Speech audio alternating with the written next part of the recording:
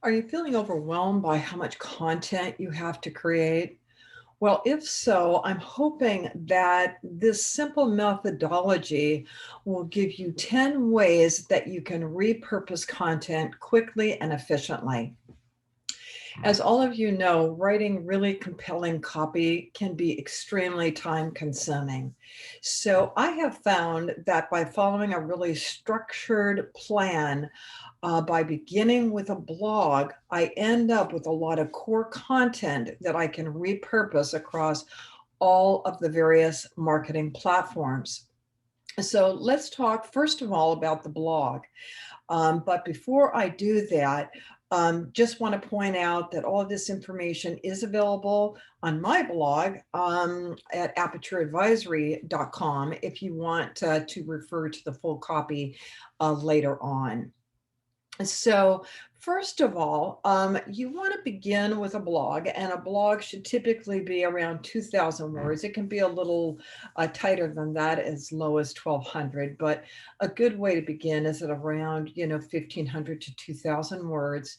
And what you can do is you can really use that blog as kind of a core tactic because it's going to get uploaded to your website and it's going to potentially drive a lot of traffic to your website because it's a top-notch SEO tactic. But first of all, you've got to create blog content that becomes popular enough and read enough that it moves into the top page of search. And so blog content is really ideal in terms of reaching targeted audiences and providing prospective families as well as current families with core information that really makes you appear as a very reputable institution. Now, when you think about your website, if you have WordPress, they have simple ways to create not only a website and good content management tools, but they help you organize your library by blog categories, themes, and topics. Now, if you're unclear about just what a blog is, blogs are really best described as being written kind of from that first person, that more conversational or a more personal perspective. So, if you're with a private independent school, for instance, the perspective would be more from a student or an administrator or a faculty or a staff member. Um, some schools really rely on their students to kind of be their blog masters, so to speak. Others rely on their marketing departments to develop really good research-based content and develop it from there. But make sure you establish who is the voice. And if you have multiple voices, then you need to organize that in a meaningful way. Otherwise, it can feel very fragmented. And the voice and the tone and the narrative will appear too erratic and really won't lend itself well to being repurposed, possibly. Um, Now, when we talk about a blog, it doesn't mean that because you're kind of speaking from a personal perspective that it should just be all opinions. Some of the best blogs really offer great tips and lists, resources, references, great quotes, data, links, and ideas that they have found via research. And it really allows the audience to think and engage and ask questions as they're reading the blog content. So, once again, if you really want to work on your reputation management, you want to improve your search engine optimization, and more quality articles showing up on that first page of search underneath your school's branded identity, then you really need to spend some time on blog content. And it really does pay off. It's hard work to develop that core content, but believe me, you're going to be able to repurpose it in many, many ways. So the second step after I've developed a blog post is then I start to think about publicity. And although publicity is a very, very different format, you will find a lot of what you create can be repurposed. So let's first talk about what differentiates a press release from a blog. So the approach for a press release, rather than being more personal and subjective, it is more objective and factual in tone. So you want to make sure that you're really using that, unless you're doing an op-ed piece, in which case then it's an opinion, it's submitted to the editorial team. But for the purpose of what we're talking about, a national press release should have general information that would be of newsworthy importance on a current topic, but from a more objective and factual perspective. So from the blog, you can take the information and sort of just shift the tone of it to that more objective stance, and then try to embellish it with information that is really newsworthy. Because keep in mind, here you're really trying to appeal to journalists who are seeking out new stories, and your end goal is to get it picked up and published. So you really have to follow media guidelines and AP standards. And typically the format of a press release is fairly short and simple, with a title, a subhead, a quote, and then you've got the body, and then your boilerplate summary of your organization. And for boilerplate examples, I've applied a link here so you could check out some information if you need to create a boilerplate. So you don't need to recreate that every time you're going to use that same boilerplate at the end of every press release, whether it's a national or a local or hometown. Now, national platforms like PR Newswire are always seeking out great articles that are going to appeal to these various audiences, because they're trying to release it through, hundreds of platforms. So make sure you really follow their instructions. Keep in mind that these are paid news platforms, so you're going to get published after it is reviewed, most likely, but there is a fee, and so it's fairly expensive, and you really want to make sure that it is very carefully edited and reviewed, and really has content that is newsworthy, national in nature, and not localized or speaking too specifically about your specific institution. You can use your institution as an example, but you would want to call out perhaps other institutions, or perhaps higher education, and then some secondary schools, for instance. So that you are using references to a variety of institutions and not making it just endemic to your own. Now, from there, from the national press release, now that you've taken some blog content, converted it into a more objective tone, distilled it down into the template that is used for national releases, then push it down into a much tighter format, typically, 400, 500 words for your local market.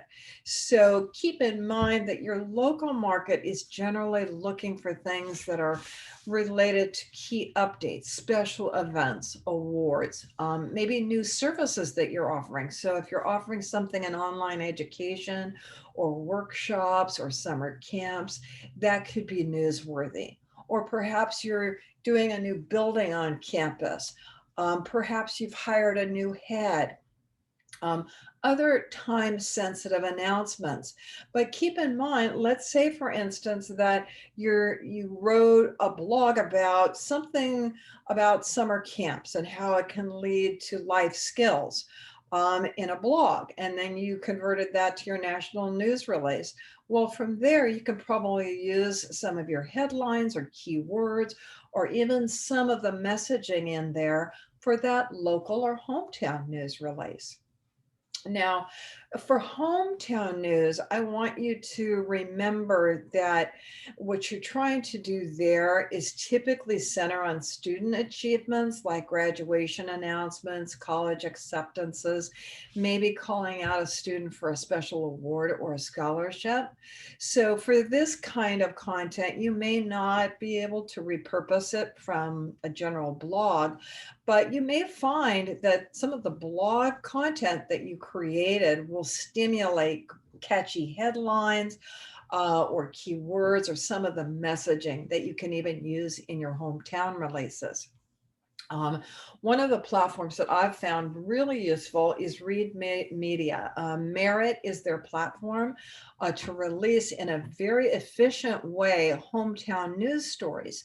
So you actually go into their platform, you pay an annual subscription. It's, not inexpensive, but it's well worthwhile because it saves you hundreds of hours in creating all these graduation announcements every year and doing all these individual releases. And they have alliances with all of these, hometown news outlets nationwide. So you can write kind of a general release, and then you can write something specific about different students. And it gets picked up, and what it does very powerfully is it really catapults your word of mouth advertising and your referrals. So it's a great platform. And once again, you may be able to use some of your core content there and repurpose it so that it makes your life easier. Oh my gosh, excuse me. I'm not too sure how we lost the blog there for a moment, but back here to other ways to repurpose content. So for social media, one of the things you could do is look at that core blog that you created and then think about some of the great headlines and sentences that you created and distill that down to really simplified, posts. And then, of course, on a regular strategic level, on a weekly basis, I strongly recommend that you upload a new blog once a week onto social media, because once again, that's going to drive traffic to your blog, and that's going to improve your reputation, and it's going to provide key information to your core constituents. Now, if you use Sprout Social or HubSpot, it's going to help you with a lot of your just organization of inbound marketing. So really, lean into efficiently posting on each of the social media sites. I have worked with marketing professionals, and they just make their job so much harder when they don't lean into a strong platform like HubSpot. The next platform I'd like to talk about is your email newsletters. So with email newsletters, you have a couple of options. You could either just copy and paste the full blog and then send it out to the prospective or current families in your email newsletter. Or you could just pull out an excerpt kind of as a teaser and then encourage them to read more by going to the full blog on your website. I tend to like the latter rather than the former because it's going to drive traffic to your website. It's going to drive more traffic to the blog section, and it's going to ultimately improve your SEO. And it also gives families an option, to look at other core content that you may want to include in your monthly email newsletters. Perhaps you have a template that addresses academics, athletics, and campus life, for instance. And then you maybe want an excerpt from a blog in each one of those newsletters. And then you want to call out your social media sites.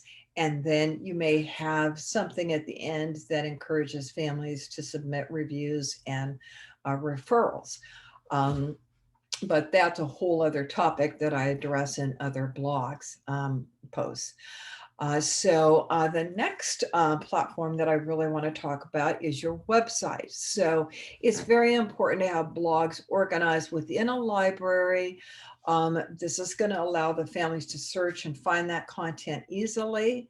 And then make sure that, it's on your homepage and in the blog section of your site, if you have a space on your homepage for that information. And this is also true for your news and your press releases. So on your website, it should be very easy for people to see your current news and your current blogs, and then to give them the ability to segue to the posts within your site. Now, as I pointed out, news and blogs are key drivers of SEO results, and they often show on your top pages in search.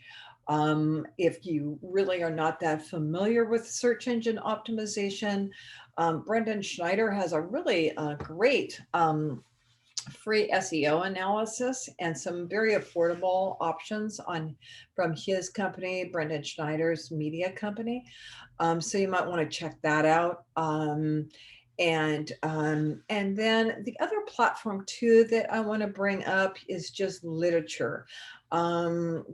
You think about blogs and you've worked so hard to create this core content, but don't forget about your view books, your annual magazines, some ancillary brochures that you create, and ways you can take some of that blog content and repurpose it into your literature, because your readership can be different.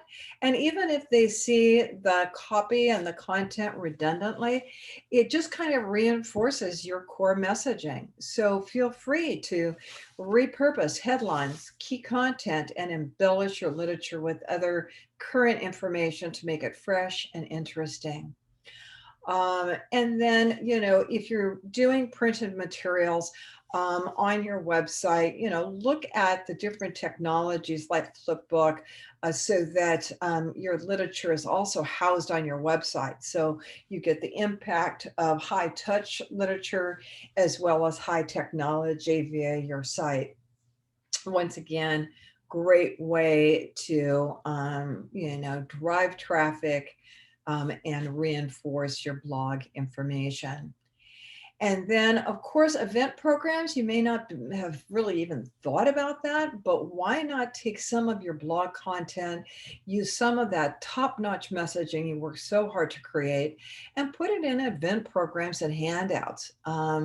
Build out those strong headlines and captions. For example, let's say you're talking in a blog about college graduation. And college preparation or college testing. In event programs, when you have your graduation ceremony, you may want to call out your graduation list, some of your matriculation statistics that were part of an original blog. Just maybe some other, tips for students that are heading off to college and university, how to stay in contact with their alumni base for support. Be creative with event programs. It doesn't have to be just a schedule of the event itself. Encourage people to, stay connected via social media, and use some of this really core content that you create to embellish and create little inset boxes that kind of are call outs. It's not lengthy information like you would have in a blog or a national press release, but it can be just even little snippets or a few sentences. And then, of course, displays. Why not use some of this core content for concepts and facts and ideas on your school fair displays, in infographics, in pop-up displays, bullet points that you may have on placards and easel cards. And all of this kind of material is easy to generate via Canva. There's lots of different pop-up display companies out there to reach out to. And really, make that information present on campus, because it also helps train your core staff and faculty on some of your key messaging. And it really serves a lot of purposes too when you're on tour with families, because then you can kind of reference those pop-up displays or placards that you have available. And it helps your team, because it's hard to commit a lot of facts to memory, but it is very important. Um, and then last but not least, why not in videos? On YouTube, it's so cool how they have these end cards where, you can make a little comment or call out your website, but, maybe you have a catchy phrase you want to put in there. Maybe on your thumbnail on YouTube, you want to use one of your best headlines that you found was extremely popular. Um, and I didn't mention this, but I'm a big advocate of Google Ads, and in text ads, you certainly can use some of your best copy and headlines to embellish your text ads for your search engine marketing PPC campaigns. So if you need any help with SEM, Google Ads, copywriting, editing, repurposing content and developing a plan, I really enjoy the copywriting and editing process. I spent over 15 years in admission and marketing and private boarding and day schools, and glad to be of help. Aperture Advisory does offer a free consultation. So I hope this information has been useful today. Thanks so much for joining me.